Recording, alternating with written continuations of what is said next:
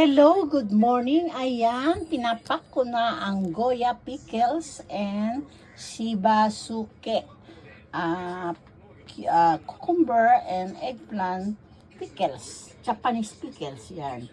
With akasiso.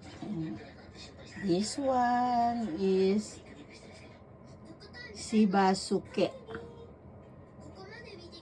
And this one is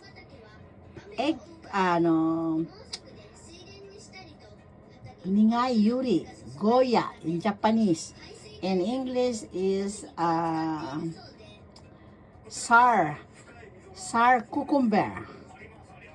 Peter cucumber, yan. Peter cucumber, I don't know what in English, but I make it that for sure. Goya is not only for cooking. We can make it a pickles. And we can make it an menu. Yan. Ulam. Okaso in Japanese. Yan. Can make it pickles. It's take a long time. Yan. Pickles. Because it's made from vinegar. A little vinegar to take it long time. And put in a freezer if you want 1 year. If you don't like, you just put in a frigidaire. Yan. Shibasuke.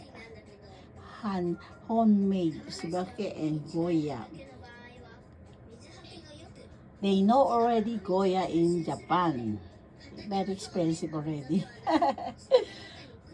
Only for summer season. Okay, bye-bye. Love you all. Goya. Shibasuke. Okay?